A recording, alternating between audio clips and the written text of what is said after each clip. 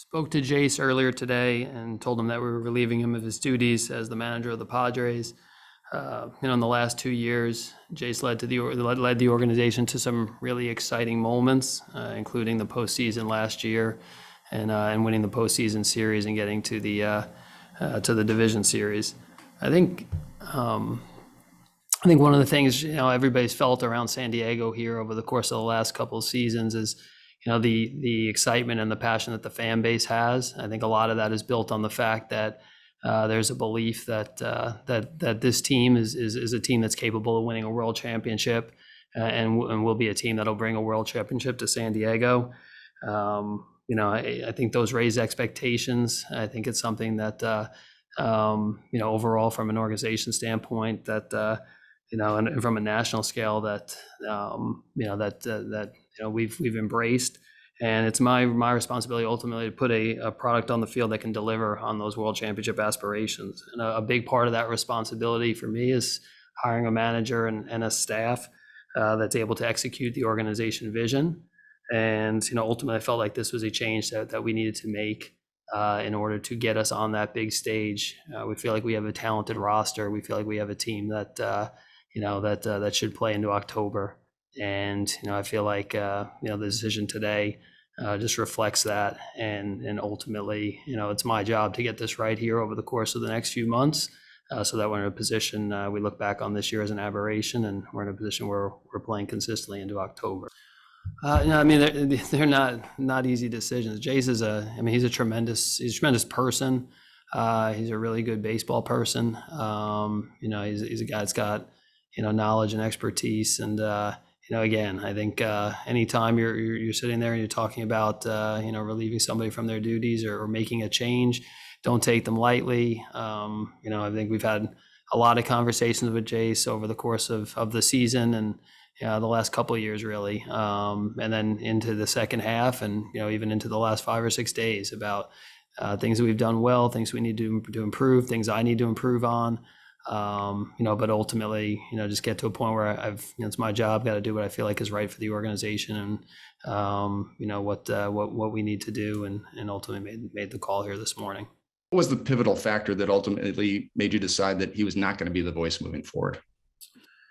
Yeah, I think again, the baseball we played over the last 2 months, and I've said this to everybody I've talked to, players, staff, everything. Obviously there's a lot of reasons why you go and play at a 12-30 clip or whatever that was at the end of the season.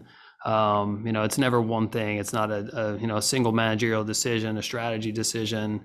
Honestly, one trade decision.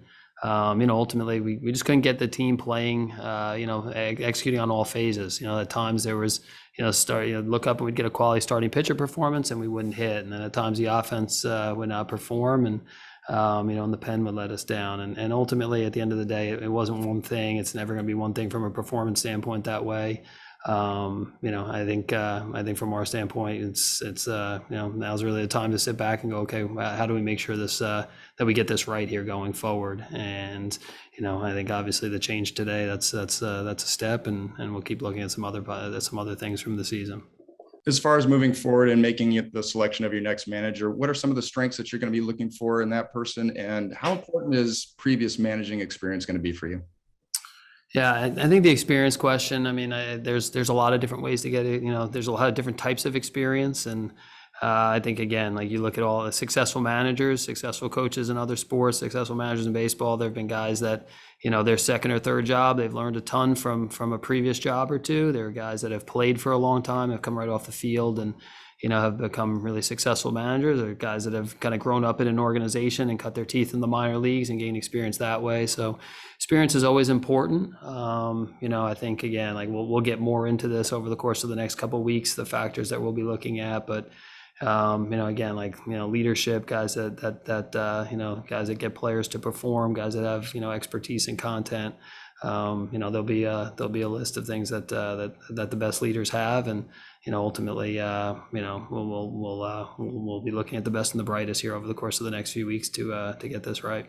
Yeah, I think ultimately, the responsibility for our the baseball product and our team, it falls on my shoulders, and the response, I think the coaching staff and the manager. I think that's all part of it. I think, again, like, to me, like when you look at, the progression from the last, 6 or 7 seasons, I think the hiring Andy in the first few years, we knew we were in a building type situation, and ultimately, from Andy laying down, some of the building blocks, the foundation pieces.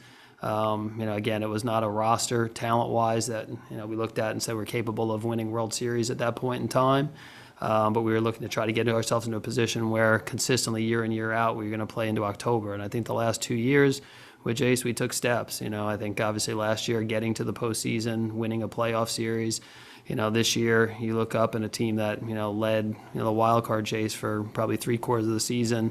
I think those are meaningful steps. And again, I think Jayce oversaw a lot of good moments here in the last couple of years. I think really the part of it that we have to get right now is getting a coach and a staff and really the whole baseball operations group in a spot where we can win a world championship. And I think that's the one, again, like from what we look at, the fan base, they're passionate and they're energized, and that's a lot different than we've seen over the course of of the last 10 plus years or so, because they expect a lot, because I think they see a team that's talented. And I think from our standpoint, continuing on that progression, getting a manager that can take us through a postseason, get us to that big stage, that'll be a big part of the focus here for the next couple of weeks. So I talked to the staff as well today. Talked to the majority of the coaching staff, let them know that they're free to pursue other opportunities and other possibilities. I think those will be individual conversations, but really the main focus right now will be on getting a manager, and then allowing that manager to look at putting a staff together. And I'm sure there'll be coaches that we have currently in house that we'll look at, but ultimately the focus right now is on getting a manager. Did any of the big league players come to you to complain about Ting and the job he was doing, and that he wasn't the right guy for the job? Yeah, I mean, I've you'll talk to the players. That's always a kind of a slippery slope in terms of in terms of soliciting and going to players and polling players on what you want to do from a managing standpoint. I think the biggest thing that we've tried to do over the course of the last few weeks with the players is just trying to have the group look at it and conversations about what we could do differently, like overall, and what we feel like went right or wrong. So I was not out there talking to players. Obviously, guys, it's an open door. If guys want to come in and tell me, hey, this is what I think went right or wrong. I think the biggest thing that we got to look at is starting by looking at yourself, and kind of and that's where I would go to and say, hey, here's some things that I need to get right. And again, I think in terms of this decision too, it was not like, hey, he could not come back because of our players. I did not feel that way. I felt like he could have come back and managed in the clubhouse and managed this group. I think just more ultimately it was, the hard question of, do I think Jayce ultimately is the best person to get us to that world championship and to get us playing deep into October. And obviously with the decision today, I felt like somebody else in that chair was the better call. I think again, I think there's a few different things that contribute to that. I think probably as important as making sure that we're on the same page, that there's alignment from ownership to the front office to the the coaching staff and to the players, that there's a clear message. And I think I think that that's something that for sure that I need to get better. We need to get better as a group. I think we really had in 2020. I think that was something that we did very well. I think maybe because of the COVID season, I think there was a ton of involvement. I was very involved, and I think there was a lot of involvement really up and down throughout, staff, players, getting opinions, getting thoughts, trying to make collective decisions on what's best for the group. And maybe a little bit, maybe let the group, maybe felt like the group could run from or could kind of take off from last year. And ultimately, I need to do a better job of getting some people on the same page. And I think that in itself may seem, I think that in itself, I think will lead to some pretty clear, honest messages that should lead to some performance. I think honestly, like the injury factor is a real factor. I think roster wise, we were hit hard. I know other teams have been hit hard as well this year. But I think that's something that we'll look at. Why did that happen? Is there a way we can prevent that? How do we continue to build quality depth? So ultimately we're able to withstand some of those things. But again, I think getting the group on the same page, I think communication wise from myself to the staff, manager, and the players, just making sure it's really clear what the expectations are.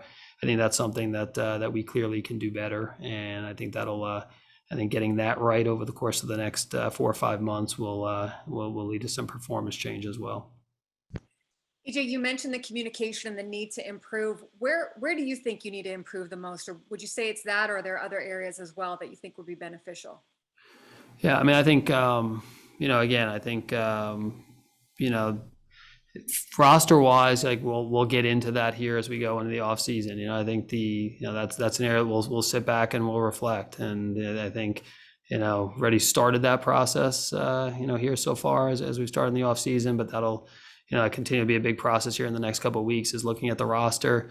I think it's an easy narrative to be like, hey, we're talented, and I think from my standpoint, we got to look back and it wasn't good enough. So I think we got to look back and go, hey, what could we do better on the roster? How could we get an offense that in that 2020 season put consistent pressure on other clubs, could hit you and attack you from all different ways. A pitching staff that again, like that can get us deep into ball games and consistently every 5 days, can put us in a position to win the game, and a bullpen that you can close games out with. I think we saw that in flashes this year in all of those units.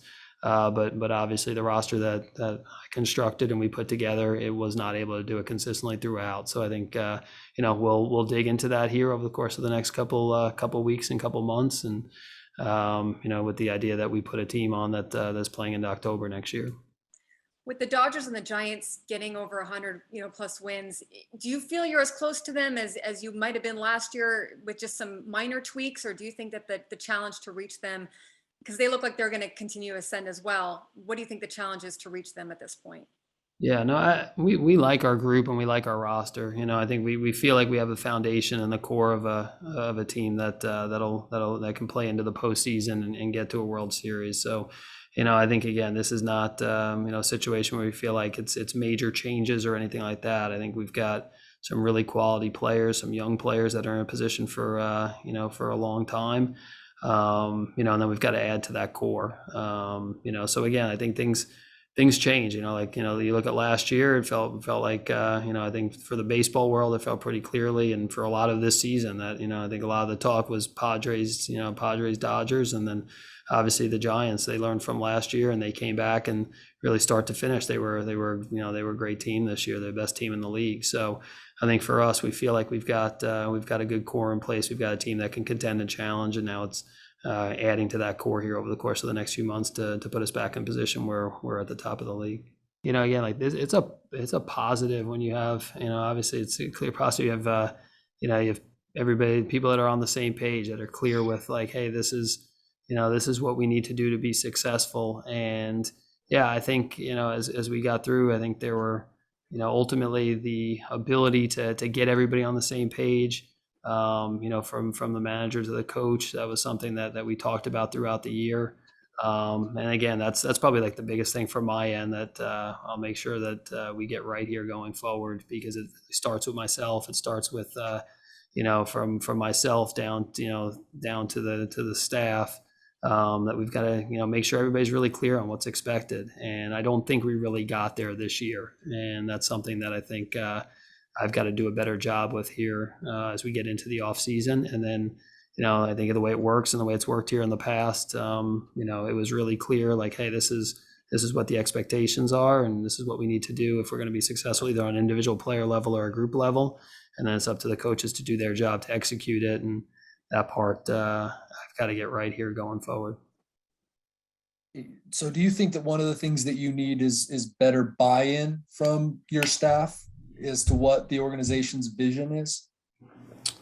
I don't know. That's kind of a tough question. I mean, I think, I think overall, again, like, I think it's to me, in terms of what you're looking for, you sit down and there's always a lot of debate about what you need to do with an individual player or situation or anything like that. But I think, again, having people that understand, hey, the goal is to get players to achieve or overachieve, honestly. And we're going to do everything we can in our power to do that and use all the tools possible and having people that love that challenge, accept that challenge.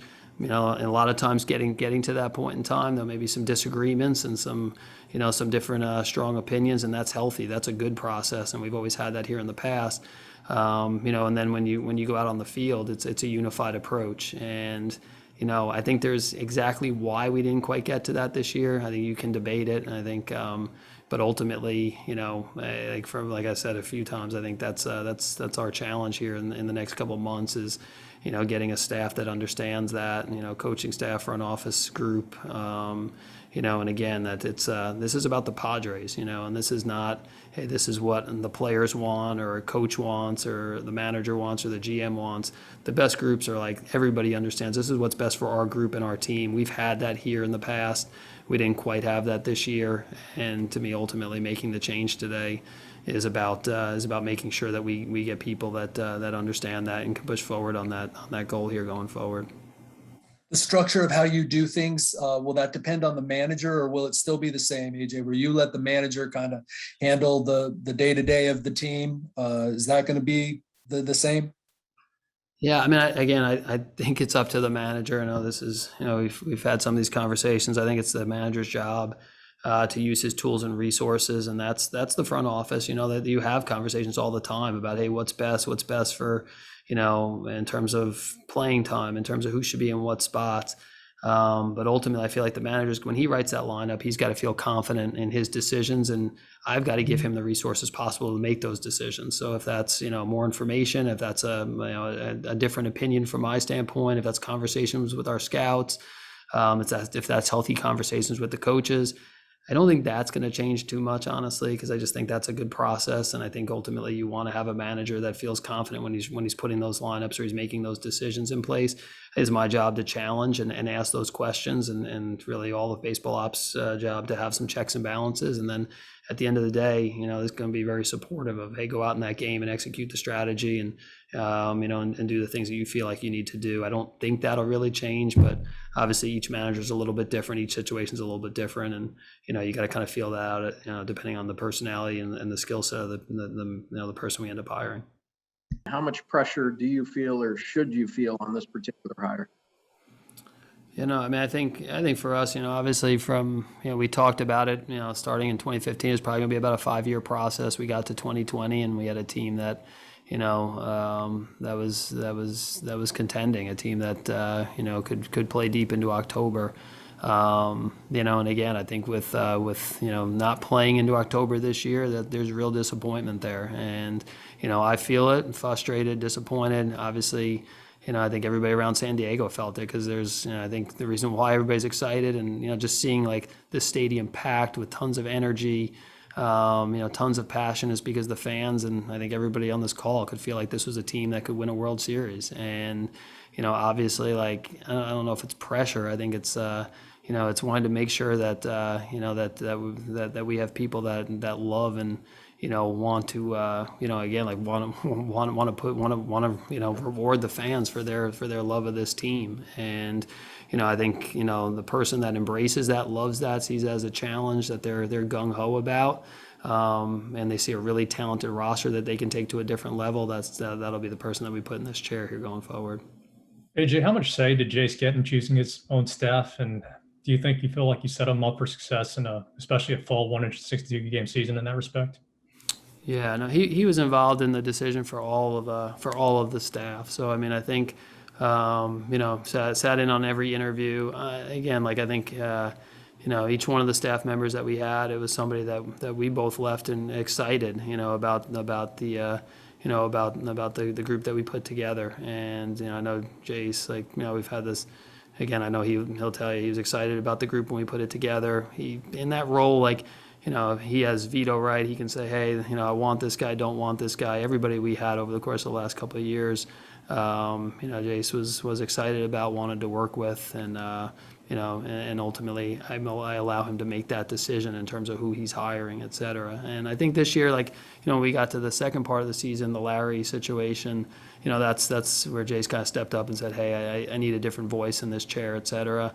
I pushed back for a period of time and then ultimately allowed him to make that change. But from the hiring process, he sat in on all the interviews. He was ultimately signed off as the final sign off. And, again, we had a group that was a talented group, did some really good things last year. We just, ultimately for a lot of reasons, just didn't get it done this year. And that's something we've got to get right here in the next few months. And when you talk about setting clear-cut expectations, what's an example of that? Like maybe something that you think wasn't executed to your liking or to Jayce's liking this year? Yeah, I mean, it's all different. Some may be on an individual player, like in terms of, hey, this is if we feel like this player is going to maximize their ability, this is something they need to be able to do on the field. And then it's up to the coaches to go out there every single day and work towards that goal. From an offensive standpoint, yeah, we'd like to have an offense that puts pressure on the opposing team, and that's a big picture goal. And how do we get there? There's a lot of different ways you get there, but ultimately, I think just making it clear this is what a successful offense looks like, for example, and just basically then having those conversations about the different ways we can get there, and then making sure we follow through on it. So I think. And I think those are different there's thousands of conversations that come up throughout the year, and I think you just got to make sure that again that we have the staff that's able to execute what are some pretty clear goals and vision for our players to be successful.